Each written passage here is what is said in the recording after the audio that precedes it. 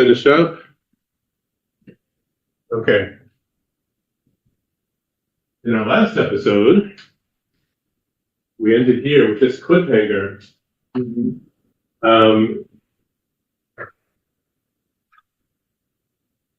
And right, remember the sand dollars, the anthropocentric sustainable yields arguments versus the biocentric intrinsic rights arguments. And then the question was, what would you have answered that little girl then? And in fact, what does Norton suggest?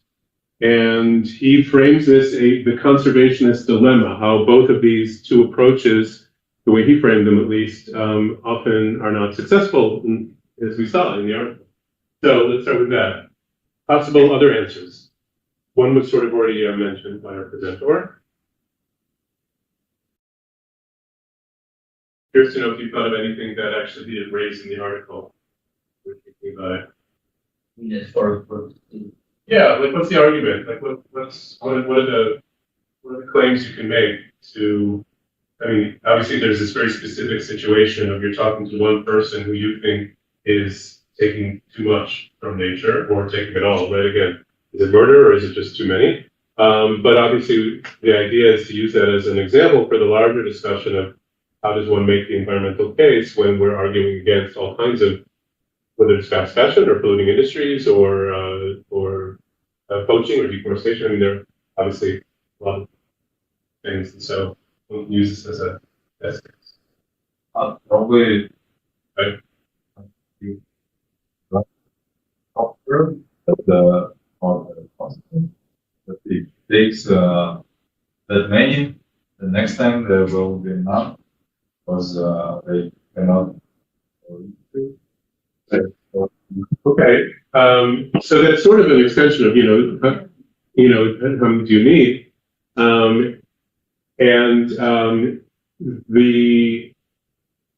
that's a very second paradigm. Remember the paradigms from last week, because we're trying to use facts about the reproductive rates, right? Is it sustainable what you're doing? You actually need those facts, right? For a little girl, you can say whatever you want, but if you're trying to argue that that global fisheries are overfishing tuna, then you need to have done significant studies about the global tuna population, which actually it's not very easy because tuna are all over the place and no one's really sure how many there are and how fast they reproduce. Now, is what we're doing unsustainable or not? And but yeah. It's a good point, and yes, that ideally you can really show somebody that if you want to stay here and be able to enjoy this resource year after year, then know that we know now for a fact, because we're scientists, that this is the upper limit. We sort of know that with some trees, like sustainable forestry, how fast they actually grow back, how many trees you have to plant, but it's not always easy to make the case. Yeah. I think that he looks at two approaches. That one says, and you tell the girl to stop doing what she's doing for other species, and that may not work. And the other way is to say you need to change your ways for maybe other generations. Okay. But in both cases, one maybe she needs fair enough, and the other, she's not. She may be responsible for the next generation, but feeling some connection from her actions to the actual impact of next generation. And what he suggests is somewhere in the middle, that you should do what you need for yourself. But he implies that there are benefits for that little girl with considering the environment in her action. Now, I believe that there are, but the difficulty in that approach that assumes that we can save the world by looking at the benefits that we can get from protecting the environment right now, but maybe it's not enough. Right. Maybe it's not enough, and one response, just because I'm not sure you've thought about the implications of this, but sometimes when we talk about a very common approach in environmental discourse is to talk about our responsibilities to future generations, because a lot of what we talk about is often like the rate of using up resources. So we might be okay, but we're essentially called kicking the can down the road. We're putting off the potential implications of this problem, and that runs up against a very deeply felt belief and even codified into economics of progress. That there are definitely people who say, why should we invest a lot in solving a potential problem that future generations will have when they will be richer and smarter than we are, right? Technology, science advances. Why should we worry about the problems? The opposite. We should leave them more problems. We should invest in what we want to today, because what? I don't know if it says we should leave them more problems, but both in this belief in progress that they will definitely they'll have more tools at their hands. Who knows? Maybe AI will solve the problem of sand dollar reproduction. 2 months from now, 2 years from now, whenever. Or also the fact that in economics there's this thing called the discount rate, that it's more worthwhile to use things up now. Their value now is higher than what they would be in the future, and so there are a lot of it's become a slogan of the environmental movement to worry about future generations, but that even though that sounds perfectly like normal and wise and even logical, it actually runs up against some very deeply felt beliefs in our society. To answer the dog question, there's been a lot of publications written about the baby. Yeah. Of being willing to leave more and more problems to. Well, I mean, one even goes very provocative and say it's like a sociopath. Yeah. But okay. you say you wanted stuff that wasn't in the article. Well, I wanted to hear what you had to say, but if you did come up with things that. Well, just because the emphasis on the theme around culture, I thought about exposure to other cultures, like a little out there about like India, the notion of karma or reincarnation. Okay. Like tell the little girl this might be your grandmother? I don't know, yeah, we'd be like educating her on the one hand, perspective that it might serve. Yeah.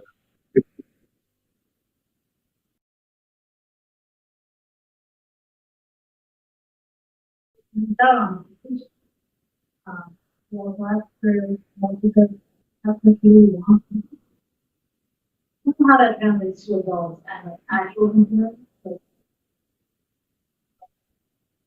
Well, I'll get into it, but you can definitely ask the question, I think in a normal, serious conversation, maybe not in an adversarial way, but, does this really make you happy? I mean, is the consumer lifestyle indeed a component of our satisfaction in the world, or is it even the opposite? We'll get to that. And the reason why I structured the class this way, so that class with that article about anthropocentrism and biocentrism, which seems to be all about nature because it's about sand dollars, is actually an introduction to this class about consumerism, because his whole point about let the girl get to know the sand dollar is to take her out of the mindset of the consumer, because that's what she is, right? She's there to use these things, to consume them, to collect them, to make money from them. Not yet, both as a consumer and producer. Producer, okay, but it's part of her supply chain. Let's put it that way. So yeah, she is a producer, but in the act of her production, she's consuming these things, or thinking about them solely in monetary terms. How about that as a way of bridging the consumer producer? There actually, that is a word, prosumer, producer and consumers at the same time. But and that's why, and as he pointed out in this paragraph, he says the beach was being used that afternoon not just as an opportunity for exploitation, it was also being used as a schoolroom. The little girl was being taught that the value of beaches is a commodity value, right? That she went there to the beach, or the family went there, or anybody who goes there to harvest resources, by thinking about it in terms of monetary value, not in terms of anything else, that wild nature could be both perceived as, but also valued as, right? One of the big arguments for ecotourism in the world is, which we're talking about now in the Negev. What kinds of industries should be promoted in Chevelat Tchuma, in the area that was destroyed since October last year? And there are definitely people from the industrial side who say, well, we need to, there are all kinds of resources in the desert, and there needs to be more agriculture and energy production. And others are saying that, like around the Dead Sea and in the Galil and other places in Israel, and certainly in all over the world, I mean, I think every country is having this discussion. An alternative to that approach, the industrial approach, much of which involves some kind of environmental degradation, is ecotourism as a source of income, which basically, on the one hand, does put a price on the environment, saying we can, if we don't put a mine here, but instead put a lot of boutique hotels and restaurants and things for people to come to enjoy this natural area, then we're protecting the natural area and providing an income. And some environmentalists would say we shouldn't put a price on things like that. But if you have to combat the amount of income lost, if you're protesting the mine or the deforestation, you have to say how much people can make by hosting other people to come see the natural beauty, and then you have to protect the natural beauty because that's the source of the income. It's not standing in the way of it. So all that is connected to his point about what do we see when we look at wild nature, when we look at these areas, and what was being learned in that schoolroom. Okay, so he defined this dilemma between the biocentric versus the anthropocentric, and he says, well, it is anthropocentric because we are indeed dealing with our own needs, but it's much broader. It's not just the immediate income from using nature as it is, but it's by considering the value of nature and the experience in nature for our whole human experience, and that is what's lost, and that's what's hard to put a price tag on. And this quote that I love from him here is that when we reduce nature to a commodity, when we only think about it in terms of dollars and cents and what we can profit from it, then we reduce ourselves to consumers. Okay, that the looking at nature in that way is actually a product of, a reflection of seeing ourselves as much less than human, or as our main needs as being not including all our emotional, spiritual, psychological, social needs, but just thinking about our economic needs. Okay, that's why I think it's a very strong kind of introduction to and critique of consumer culture, that to the extent that we see ourselves only as consumers, we're not just engaging in environmental destruction, we are reducing and impoverishing the human experience. Okay, so that's what I would say is the main point of his article. But let's jump into consumerism briefly. But again, feel free if you have questions or other comments.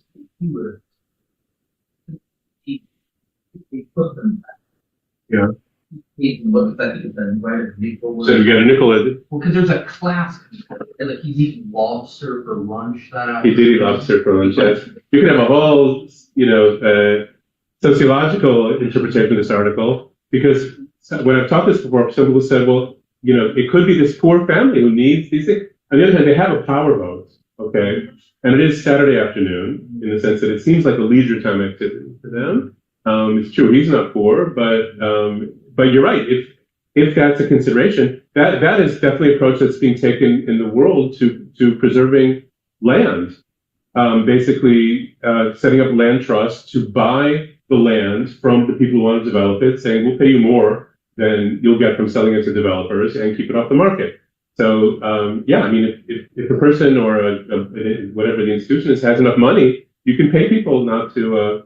One of the ways they deal with poaching in Africa is hire potential hunters or poachers to work as game wardens or as working in conservation themselves, sort of co-op them with the resources to make it less necessary.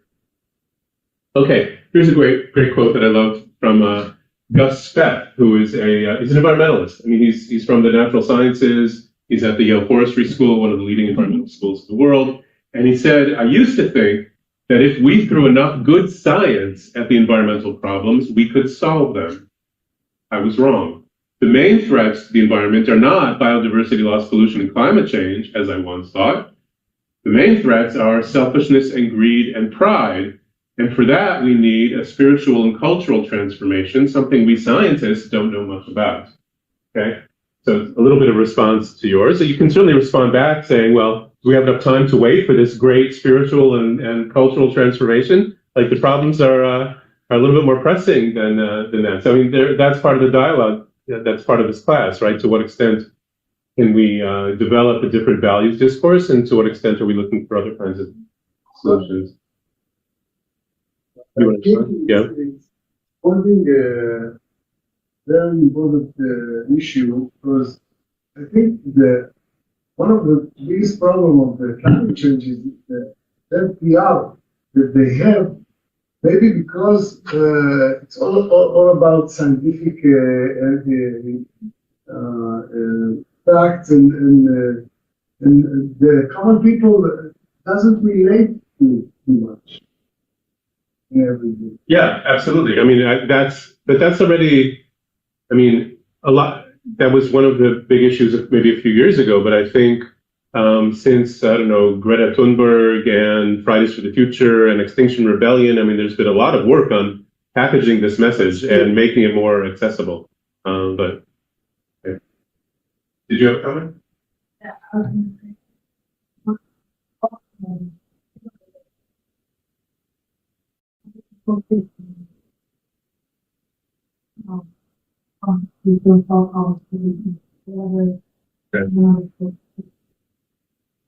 said, like, I realize that I'm offering this Right. thought process, not the, Right. Yeah. Not a quick fix. I have time to consume never. We're so used to wanting everything now. Like, Okay, well, I'm gonna get into that sort of like with a little bit of historical presentation. But first, apropos greed, okay? I'll have a few examples of advertisements and stuff. This is a real advertisement from Hyundai from a few years ago. And it says what every advertisement actually says without using those words, but they were very straightforward there. Greed is good. But once I found this and showed it, like I said, this is amazing that they would actually do this sort of advertisement, right, as opposed to what Gus Fest says, where it's one of the major sources of our world problems. But it's actually a quote from a movie. Anybody recognize it? Exactly. There we go. We got some old fogies who know classical cinema. The movie Wall Street. The character was named Gordon Gekko. He's played by Michael Douglas, and he was a nasty character. He was a villain. I mean, he wasn't a good guy. And that was indeed his motto, right? That greed is good. That's how we get things, because we're greedy and we want them, and then we take them when we have them. And it's kind of interesting. I mean, obviously, it's with a wink or sarcastic or ironic or whatever the word is in using advertising, but they are quoting a person who's really, really bad as the slogan of their ad. Anyway, okay, let's define some terms. We're talking about consumerism a lot, but let's put it in perspective. So before consumerism, consuming, right, or consumption, in Hebrew tzirka, is a common activity to all living creatures, right? Because anything alive consumes, whether it's oxygen or water or other nutrients, right? There's some kind of metabolism there. It's a means to the end of existence, right? We consume in order to be able to do other things, right? And from the English and even more from the Hebrew, we realize that it's from need. It's from fulfilling those needs. Okay. Consumerism, on the other hand, in Hebrew tzarchanut, sort of ideological nun in the middle there, is not a means, right? It's not. You're not part of consumer culture, another term for it, as a means to something else. It's an end in itself, right? It's something that has its own justification, and it essentially. There are many different definitions, but it can be defined as the commodification of every relationship and function. You think about it in terms of how it serves us materially. So it's not just buying a lot. It's like a whole approach to the world. An ideology or a culture, right, consumer culture. And it's even a way of spending time and fulfilling emotional and cultural needs through purchasing and possessions, right? You might have heard of shopping therapy. In fact, when you think about shopping, as opposed to just running errands or going out to buy a few things, right? If you're running errands, you have a list and you go to the store and you buy whatever you have on the list and stuff. If you go shopping, or in Hebrew, shopping, because it's an imported kind of idea, like you dress differently, you would go to different places, sometimes it's to the mall or a fancy neighborhood with pretty stores, you might do a lot of window shopping, and in fact, ironically, you either don't have a list because you're going shopping and might come back with a bunch of bags, or you might go shopping for the whole day, thinking about stuff you might want to buy, but not come back with anything because it was indeed just a way of spending time. And it could be the way you spend quality time with your loved ones is to go to the mall or. Yeah, work, buy, consume, die. So it's McDonald's, is that BMW and Heineken and whatever. Yeah. Okay. So you very thoughtfully brought up the concept or the fact of mass production. Okay. And the important thing for me to point out in this whole class is that consumerism or consumer culture, or the fact that we are consumers, is a new thing. Okay, you can't just say, "Oh well, people always consumed." Well, like as I said, they always consumed, but consumerism wasn't always at the heart of the human lifestyle, and it started in a particular place and spread more or less throughout the world. Sometimes called coca-colonialism. It represents a major transformation in our social relations, okay? And as Kinneret mentioned, without mass production, you can't have mass consumption, okay? You can't have the consumption of mass products if they're not produced in a mass way. And this started at the end of the 19th century, okay? So I would have to, and it didn't spread until even later. So I would say, I mean, I'm a little bit older than most of you, but my grandparents were not born into a consumer culture, okay? Most of the things that they consumed, certainly when they were young, were made by people, either people near them or other people a little bit further away, but maybe some clothes because mass production came to the textile industry a little bit earlier in England in the beginning of the 19th century. But mass production became a central fact of the economy starting the end of the 19th century, and this is here are the examples from the auto industry. Okay, probably because it's one of the first big examples of that brought a merchandise that was not at all available, wasn't a thing before it was mass produced. Also because I was born in Detroit, and this is River Rouge Ford factory in Detroit, Michigan, the Motor City, and in fact, Henry Ford was so significant in the development of the mass production line that the whole system is called Fordism, okay? And decentralized outsourcing to sweatshops and other things in the third world is called post-Fordism, because Fordism actually in the River Rouge plant is a good example. It's like This plant is in. sits on like an 800 dunam of land. It's in Detroit on the River Rouge, and it tries to concentrate under one roof all the stages of production. That's part of the whole approach. They control everything from beginning to end. And this would have there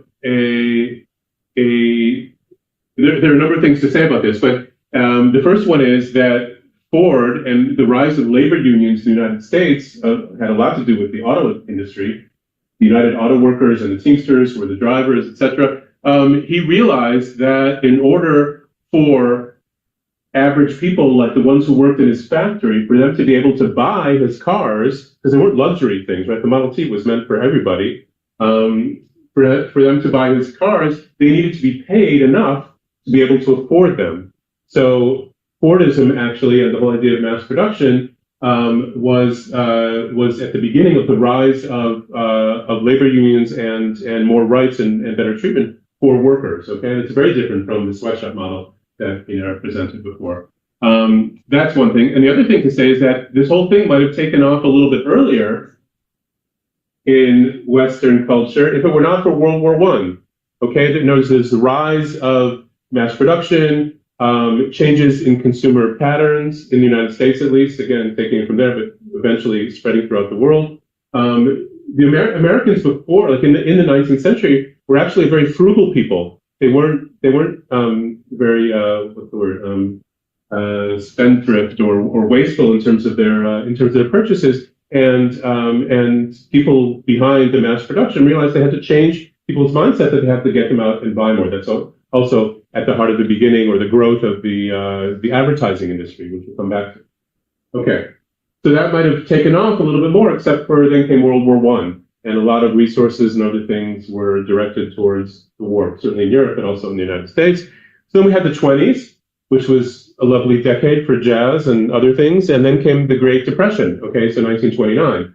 So the 30s was kind of a lost decade in terms of the development of consumer culture, and then of course World War II, and then we come out of World War II, and we have these images, okay? So the development of American consumer culture is very much embedded in American history, and it was exported around the world through the Marshall Plan, bringing development, American-style development to Europe, et cetera, et cetera.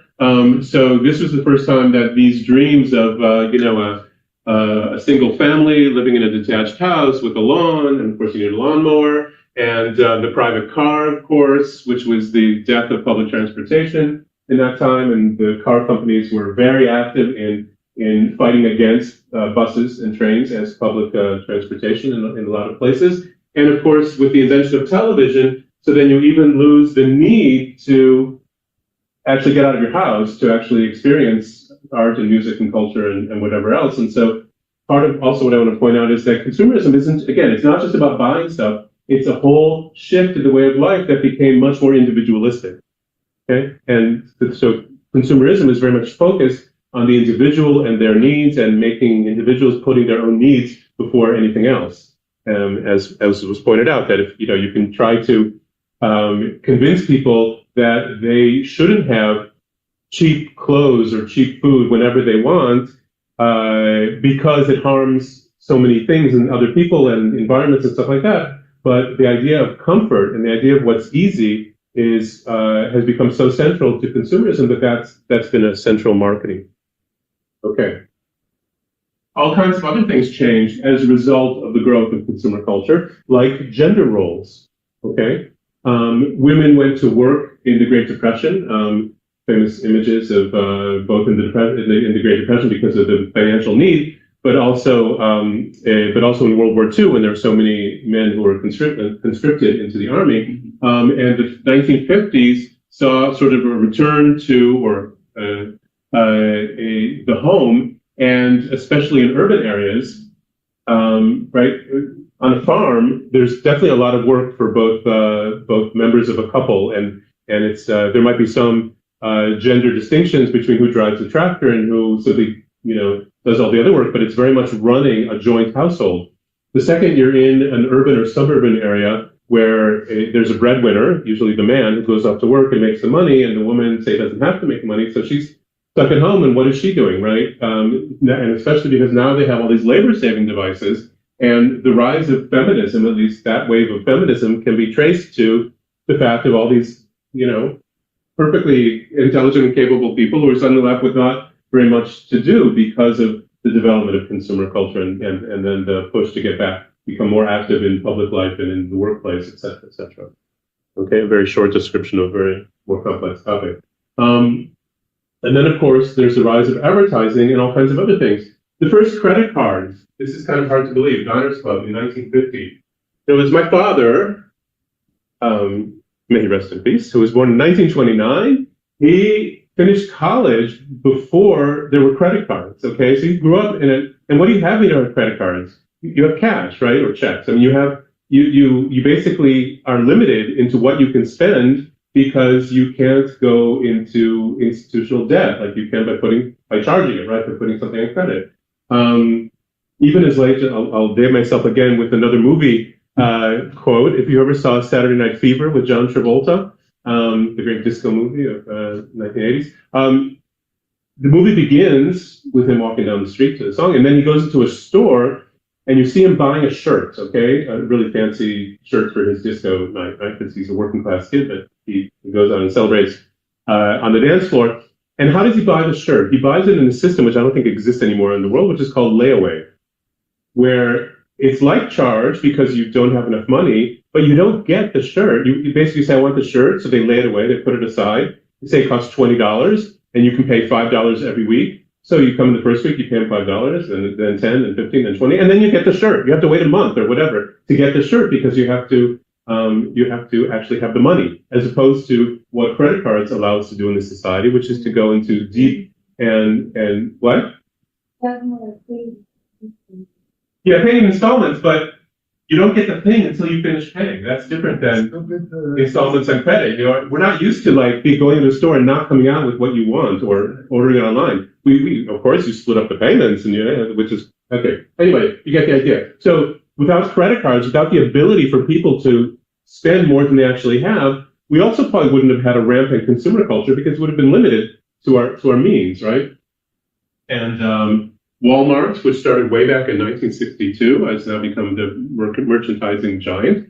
And just to tie that into Ford, right? If I said that Ford realized that in order for his workers to be able to afford the cars that he made, he had to pay them enough. And so that was encouraging better worker treatment.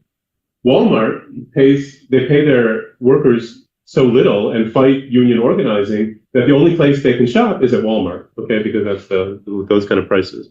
But anyway, you get the idea. Massive changes in terms of our diet, right? In terms of what we eat at home. Part of consumer culture is, we talk about fast fashion, so we'll get to fast food outside the house, but inside the house, all kinds of prepared things, the rise of, and again, these are all a lot of American examples, but I think it's legitimate because I think they really have spread to different parts of the world. There's this thing called, when American eating habits reach other countries, it's called the nutrition transition, right? And people explored the health impact on like Aboriginal populations in Australia, and I'm sure other places in Africa as well, when traditional diets, which are usually pretty healthy because they're tied to the actual agriculture of the locale, are changed in for things that are ultra processed and high sugar, high fat, high salt content, etc. People don't do so well. Of course, part of consumer culture is disposables, the whole idea that we use and throw away. The first big disposable consumer product was the razor blade for shaving. The guy who came up with that idea, his name was Gillette. You might have heard that term because it's still one of the biggest brands. His name was King, actually, King Gillette. He was a door-to-door salesman of straight razors. Okay, I don't know if you've ever seen one of those or in an old Western or something. There's like a little sword almost that you like sharpen, and then usually the barber shaves the guy's face. So he realized that if you sell somebody a straight razor, you don't need to sell them anything ever again because those things are made to last 100 years. And he said, wow, if I could convince people to, here's something convenient and with a nice little, it has a nice little handle that I can put on it, and it'll be safer than straight razors, which really are pretty dangerous things. And if it wears out every couple weeks or so, I can sell them more all the time. So thus was invented the razor blade that you know from the contemporary market. And after that, people realized all the time it was something that was that played a role in the movie Buy Now, because some things it simply makes sense that they wear out, like you actually use them. Some things they don't have to wear out, but they do anyway. And that's called, I don't know if you've heard this phrase, planned obsolescence, okay? In other words, they become obsolete in an intentional way. The electric light is a famous example. Not the lights that we have now, because we replaced the filament, the traditional light with the little piece of wire inside that actually gets hot and shines light. That's the old light bulbs. Those can last 100 years as well. In fact, there's one that's still in Detroit in the Edison company that has been shining continuously for over 100 years. But they realized, again, the light bulb companies, that if we make them to last, nobody will buy them. So they built them to wear out. Same with a lot of computer printers. They could keep on going forever, but they have like a counter that says when they have to shut off and then we need to buy a new printer. So I mean, sounds like conspiracy theories almost, but these are some of the things we deal with. Okay. Part of the fast food and everything else. This is just an occasion to tell my funny story. He's using these are actually pop tops and full tops, but canned goods. Okay, they've been around for a while. Not to, since well, I'll give away the answer to my question. The question is, the can was invented and used for at least 10 to 20 years before the can opener was invented. How could that be? Somebody try to figure out why that was. There were cans, canned food, that needed to be opened, but it was only much later that the actual can opener as a product was invented. No, the pull is even later to avoid having to use the can opener. Well, a special kind of knife. Hold on. Yeah, go ahead.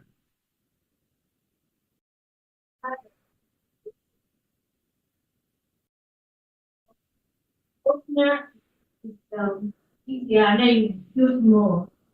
Like when you're opener, think of it when open.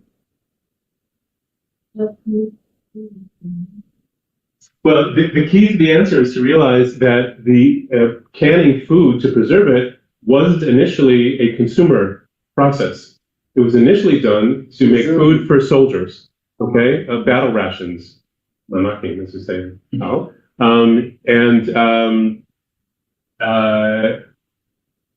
that was a way to keep food like meat and other things that would usually spoil from spoiling, so you could travel around, etc. And so they didn't have to give soldiers, this is in World War I, by the way, or the end of the 19th century, they didn't need to give soldiers can openers because they had bayonets. They had the swordy things on the end of their rifles, and they would open the cans with that. It was only after World War I where all these companies had developed this technology and made it more common and more useful. They realized, with all this food, nobody's fighting a war anymore. And they realized, oh, we can convince actual consumers to buy cans of food, which you would have to, again, do some kind of convincing process, because people wouldn't necessarily buy their meat, right, in the 1920s or 30s or other things when they could easily get it fresh. So the idea of the entrance of canned food into the consumer market, again, is a whole transition of how people conceived their food and how they ate. Okay, disposable diapers, obviously an expansion of that. I only mention this because disposable diapers are something like 4 to 5% of our entire waste stream. They really take up a lot of our garbage things. I mentioned fast food. This guy is Ray Kroc, if you've never heard of him or saw the movie with, what's his name? I'm forgetting. Anyway, he was the one who basically created McDonald's. He bought the rights to the name of a diner and essentially laid the foundations for the whole fast food network as we know it. And all that means. Okay, so this, if you recognize this design, means you've seen the movie. I forgot if I put it in the syllabus or not, because I decided I wanted to give you some things to watch. But there's a movie called Story of Stuff. If you've never heard it, I'll send you the link. 20 minutes animated. And they do like a whole, I mean, they go over some of the things I said now, but they do a whole thing about what does consumer culture mean and why it's a problem and what we should be doing about it. So here they quote, not a critic of the consumer culture, it's the opposite. He is an ad man, okay? He is a guy who writes, he wrote this in fact in a journal for the advertising industry.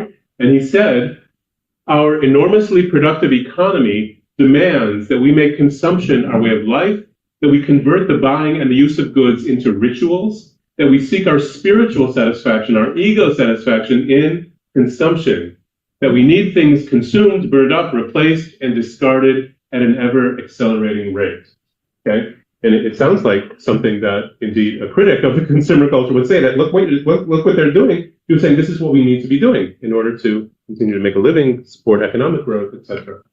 Okay? And since we've never quoted Calvin and Hobbes in this class, I thought I'd pick one. So those are not familiar with comic strip, doesn't matter. But the little boy comes to his dad and says, Dad, I'd like to have a little talk. And the dad says, okay.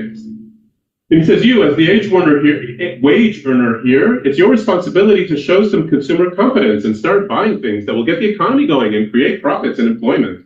Here's a list of some big ticket items I'd like for Christmas. 3 days away. I hope I can trust you to do what's right for our country.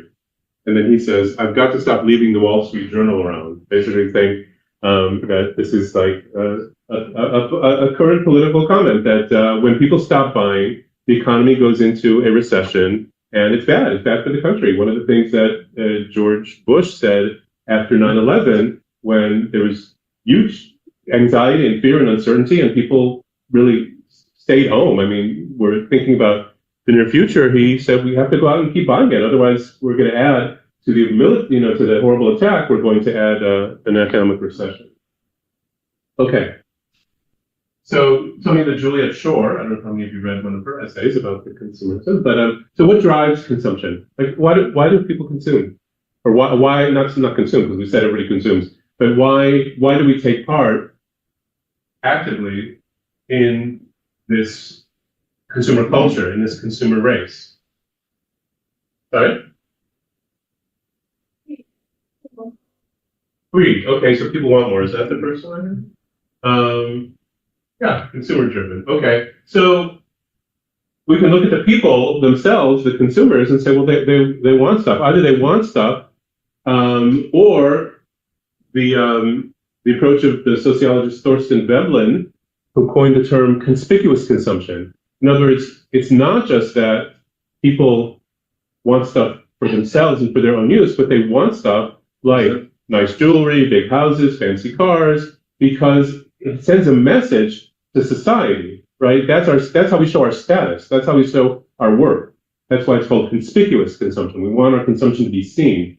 So, as this cartoon says, I like it, but I'm looking for more of a status symbol. Anyway, you can double the price, right? And you can make it more, impressive. Okay, so that's only one answer. But there are other answers. What else drives consumption? Absolutely. To the extent that it's driven by the consumer, that's the axis I'm looking for here. Because if it's not driven by the consumer, it's driven by. Yeah, exactly, by the producers. Producer driven. I don't know if she mentioned Adorno and Horkheimer.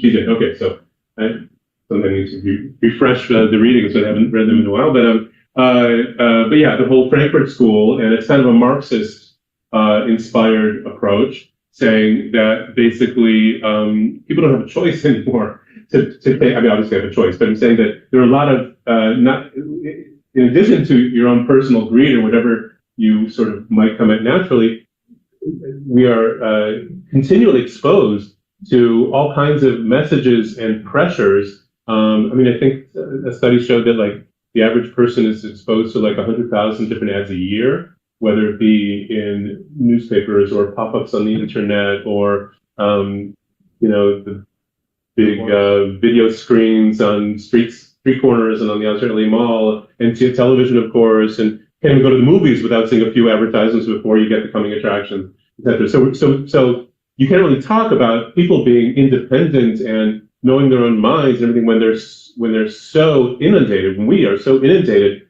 with all these messages and pressures. And that's where the advertising and the marketing industries come in. Last time I checked, the global advertising budget of the Coca-Cola Corporation, okay, was in the billions of dollars. Okay, they spend billions of dollars every year advertising Coca-Cola. Now, one thing I can assume is that a corporation is a rational agent. In other words, they wouldn't spend billions of dollars if they're not making many more billions of dollars, right?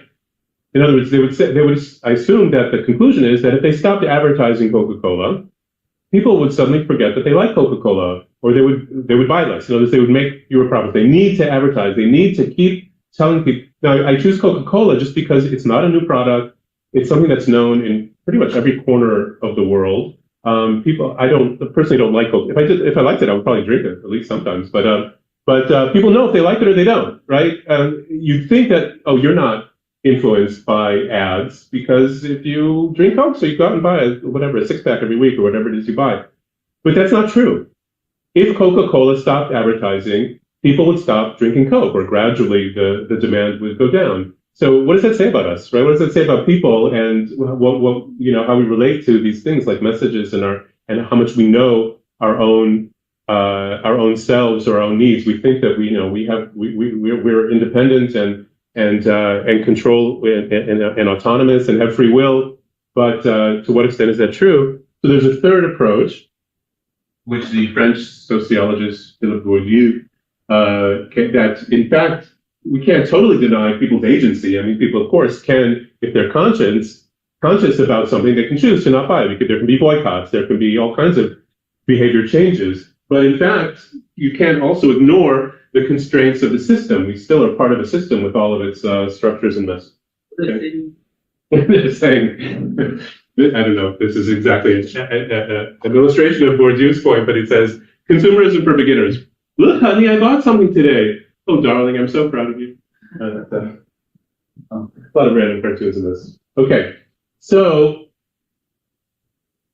one of the messages of this, right, from using this not only as a class and a master's degree program, but also a consciousness raising session, is like, okay, who wants change in the world? Like, we all want change, right? We see all the problems around us, we want change. So who wants change? Everybody who wants to change, who wants to change others, who wants to change themselves and of themselves, and who wants to lead the change? Well, they've all left the arena.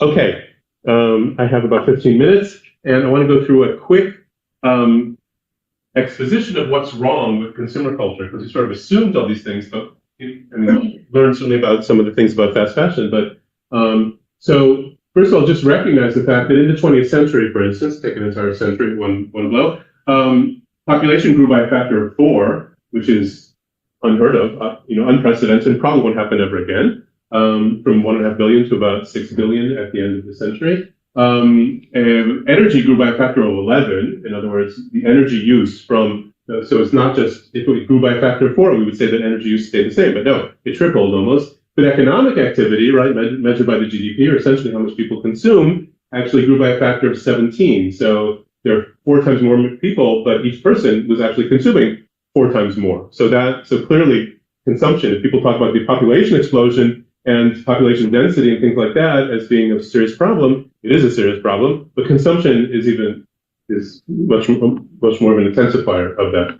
Okay. So one problem, of course, is environmental. We talked about both resource depletion and waste, etc. So that we don't need to expand upon, even though some would see that is the only or certainly the central problem. I'd say here 5 more. Okay. So another big problem is the psychological problem, right? That consumerism is a treadmill where all the messages are, you have bad breath, your clothes are not up to date, you don't drink the right beer, you're not enough, you're not good enough. If people were very satisfied with themselves, what in fact is the message of education and therapy and religion and other things to seek to actually achieve some kind of serenity or inner peace, consumerism strives exactly for the opposite, because a person at inner peace doesn't need to go out to the mall to buy new shit, right? So there's that approach, right? So it's societal, and there's also a cultural, so it's psychological and societal and cultural, that there's this homogenization of material culture, right? If we spoke about the importance of mass production is the opposite of diversity, because all the things come off the line in the same way. One thing I didn't mention, something that I learned from Naomi Klein in her book No Logo, which is that the invention of the brand came about as a result of mass production. Why? Because if you live in a town where, say, there isn't a shoe factory, there are shoemakers. So you know that this guy makes these kinds of shoes, and he's a little bit cheaper, but maybe not as good. And this guy makes really nice shoes, but they're more expensive. Whatever. You have knowledge of the individual background of each of the shoes. If you buy Nikes or Adidas or Pumas or New Balance, right, you need the company to tell you what these shoes are, because they're essentially physically, I mean, there may be some differences in quality and stuff, but they come from the same sorts of factories and the same sorts of sewing machines or assembly lines, et cetera, et cetera. So that Nike is associated with these particular sports stars and this particular message of just do it or whatever it is. That's the brand, right? That's the brand, because the identity of the thing is not in the thing itself. Hope that was clear, not too fuzzy. Okay. So one thing just to reinforce that point about the lack of satisfaction is that GNP has grown continuously. There's a little bit of a dip in 2008, but essentially the economy is always growing, because that's what all world leaders are devoted to. But if you ask people how happy they are, and this is something that's been studied ever since at least World War II, if not more, self-reported contentment and happiness, across many countries with many different things. That has stayed pretty much flat. Those people aren't necessarily happier. In fact, they might have been happier in the 60s and gotten less happy. In other words, there's no correlation, basically, no correlation between wealth or consumption and happiness, except for maybe for very poor people who need to actually start surviving. But That's like across time or across different. no, this is across time. From this particular graph is from the 50s to 20 years ago. Not like in any particular year, if someone is making more money, he will be maybe happier. Yeah, the little. I mean, when the like average income increases, it doesn't help happiness. Correct. When the average income increases, it doesn't help overall happiness. And you could for various reasons, but the one I'm emphasizing here is that people's happiness are tied to other things, some of which are actually hurt by increased wealth of society. Social tie. Well, to a certain degree, we'll come back to that because I have another slide about that. But huge gap, a huge and growing gap, exactly. Here's an interesting thing. You can Google this. It's called the Happy Planet Index. It's a site that measures three things. So very briefly, there was this this index. We didn't really talk about it in class, although I think the reading is still there. It's an old article about the ecological footprint. Okay, the ecological footprint is a way of measuring a person's or a society's impact on natural resources. All right, the higher the footprint or the bigger the footprint, the more resources you take. Have you ever heard the phrase, if the entire world would live like Americans, then we would need four planets or four Earths. And that's from the ecological footprint. So when they did comparative footprint analysis, they saw, America, obviously, with its wasteful consumer society, is very bad, but India and sub-Saharan Africa and places like that are very good. Why? Not because they're saints who are in voluntary simplicity, but because poor countries don't have a large ecological footprint because people don't consume that much. And so in order to offset that kind of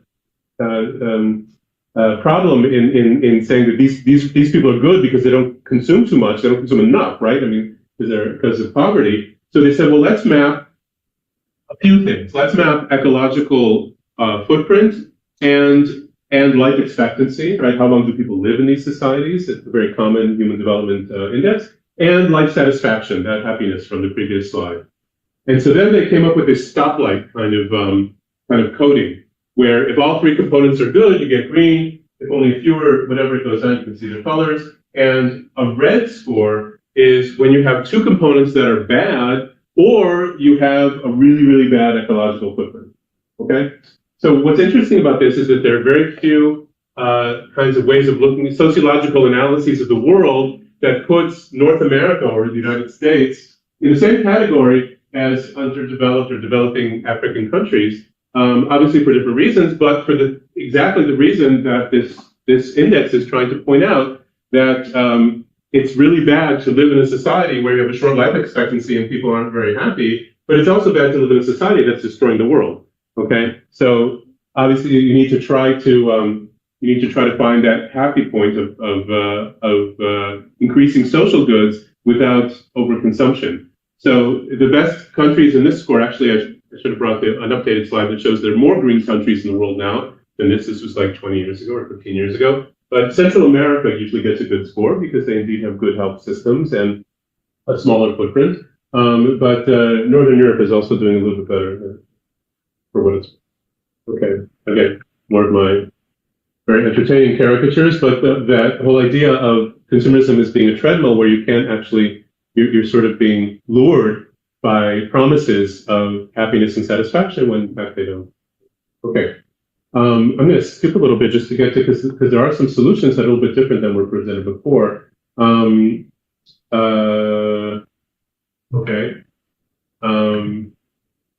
Okay. Let me spend a few minutes on political side.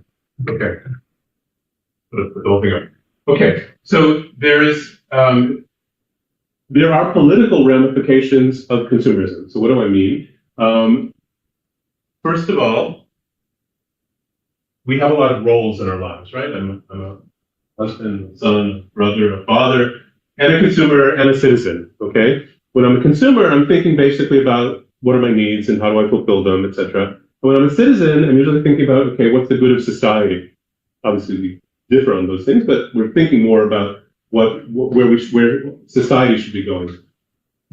Me, the consumer, and me, the citizen, are sometimes at odds, right? If I'm a consumer and thinking about my car, so I want to go to fill it up with gas and not pay too much. If I'm a citizen, I'm thinking, well, I believe that the polluter should pay, and as a car driver, I'm a polluter, so maybe there should be extra taxes on gas to disincentivize my driving and maybe help raise money for solving health problems, etc. All kinds of examples like that. When I'm a consumer and I come home from work on Thursday and I want to do my shopping for the weekend on Thursday night, I'll go to the store at 10 o'clock at night. I don't anymore because I've thought about this too much. But if I were thinking as a citizen, then I would think about who are those people who have to work at like 10 o'clock at night at supermarkets, and often, single mothers and things like that, to serve my consumer needs. So if I'm thinking about the good of the whole, I'll act differently. And exactly what you said about fast fashion, right? You're thinking about yourself, you buy the shirt. You're thinking about kids in the third world, you don't buy the shirt, or you find some other way of fulfilling those consumer needs. And so consumerism leads to a passivity among citizens and sort of intentional blinders to not think about those global problems because it makes it hard for you. And one of the most important points about this, which took me a while for me to realize this, is that we often associate capitalism, i.e. the free market, with democracy, because planned economies were associated with communism, right? So we said that so capitalism was somehow inherently democratic. But if you think about it, one of the great statements by Milton Friedman, who was one of the most prominent economists and theorists of capitalism, he said that the market is just like is like the political arena, but whereas in the political arena it's one person, one vote. That's how we make decisions. That's how we vote for people.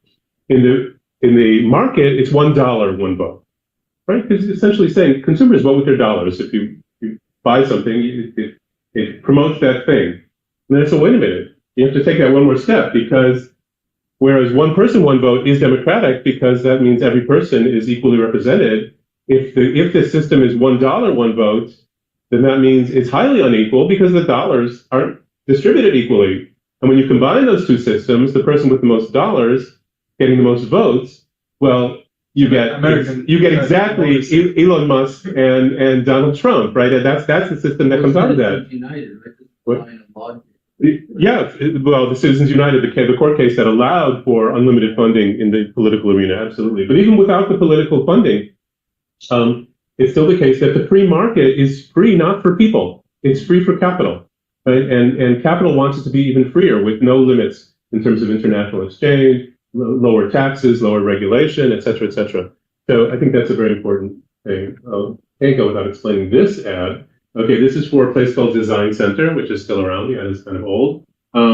Their slogan here was, I'll just read it in English. It said, the ozone hole, traffic, air pollution, dolphin extinctions, human alienation, violence. Great way to sell something, right? But their slogan here is, well, you can't change the world, but you can change your house. And I don't even know what this is. Like, is it like a fancy toilet or a fruit bowl or a vase? I have no idea. But you can change your house. And the Israel Union for Environmental Defense, Adam Tevavadin, sued them, took them to court for the simple thing of truth in advertising. They said, of course you can change the world. We're doing it all the time. There are hundreds and hundreds of NGOs who are trying to change the world. You can't just come out here and say, all these problems, environmental and human and everything else, you can't change the world. Of course you can change the world. And the judge said, well, you can't take this seriously. They didn't mean it. It's just a marketing slogan. So they didn't win. I'm going to skip this just to get to some solutions. Okay? Being no time left. Maybe I won't take your time now, and I'll present it next time. But there are solutions, and I'll even send you a link to a great TED Talk. But the titles of the two solutions are collective consumption, right? Fighting against this individualization of consumption by learning how to consume things together, and therefore make it also a social act. and servicizing. I don't know if you ever heard that term before, but servicizing is basically think about what you need. What's the service that you need? And try to get the service without buying the product. Right? That's a little teaser, as we say. Minimalism. Yeah, okay, so one of the things I wanted to point out, and with this I'll end, is, as the title says, it's not necessarily about how much, right? No minimalism, voluntary simplicity. They're basically saying, the problem is, there's too much, we need to consume less. I think that's a difficult message. It's problematic because most people don't feel that they consume too much. While they may feel that there's a problem in society, they themselves don't feel that they are making endless, unjustified consumer decisions. And it also doesn't take into account social differences, right? I mean, minimalism is great for rich people, basically, who can say, I will voluntarily cut back and experience my abundance in other realms. But if you don't have enough to eat, minimalism is a crazy thing. But changing not how much you consume, but the way you consume, and now I'm sure I'll present it next week before we, maybe even before the presentation, is a different message, and it works much better for rich and poor together. And we need to fulfill our material needs together and not separately. Anyway, so next week is you with the commons, correct? Okay. So next week there's a one of the most important and most famous essays in all of environmental literature. It's called "The Tragedy of the Commons" by Garrett Hardin, and read that. That's like really obligatory. It's like foundational in a class like this. But there are several other essays which are also great and really interesting critiques of Hardin. So we'll be coming next week to talk about the tragedy and a little bit of the comedy of the commons. Okay, so thank you. Apologize for my 3-minute over.